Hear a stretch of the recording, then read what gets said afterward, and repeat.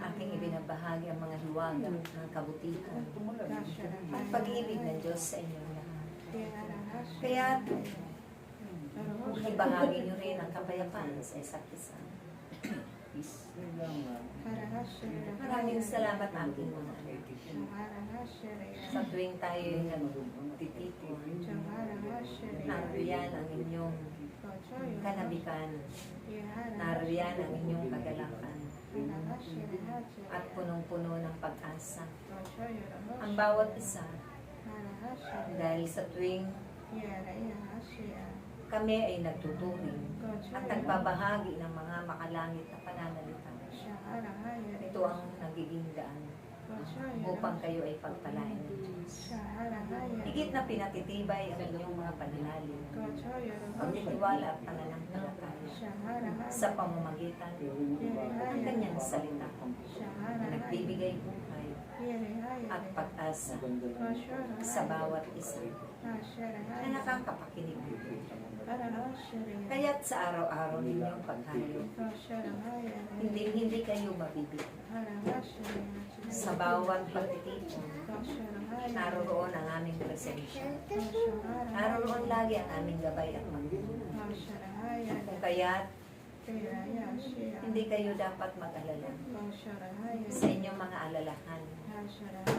Dahil sa araw-araw ninyo, mga pagpapagay, ito'y bibiyayaan ng Diyos ng masaganang biyaya na nagmumula sa kanyang kalagayan.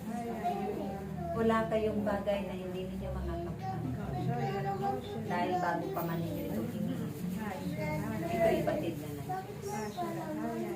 Pupunin niya lagi ang inyong mga hapagkay, ang inyong mga karunungan at kaalaman. Ay patuloy niya itong dagdag-dagan. Lagi lamang kayong magsanay sa pagpapalaganap ng kanyang mabuting balita.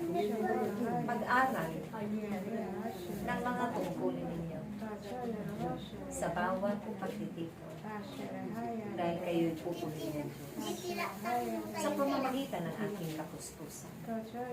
Kaya't umasa kayo. Ako ang inyong gabay at patnubay. Ako ang siyang magpupuno ng inyong mga kakulangan. Ang sa inyong mga buhay. At makikita ninyo na sa pagpusad ng araw at panahon at pagkakataon, kayo'y may pagbabago na.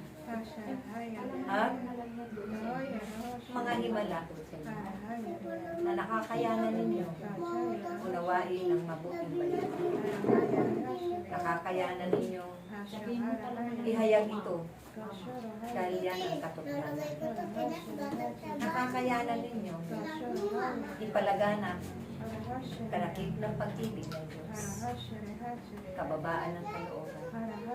Dahil kapag ito ay taglay-taglay ninyo sa plina at napagsumikapan na isa pamuhay, walang hindi kayo magagawa o magaganap ng mga tungkulin at kayo'y magtatagumpay.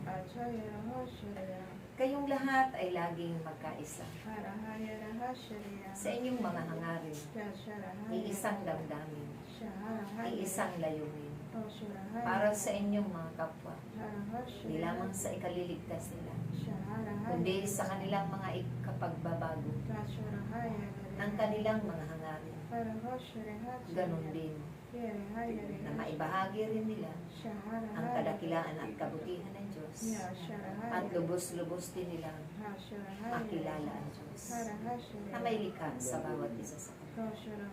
Maraming salamat aking mga anak. Naroyan ang inyong masigasig na pagtutulungan, pag-uunawaan, pagmamalasakitan.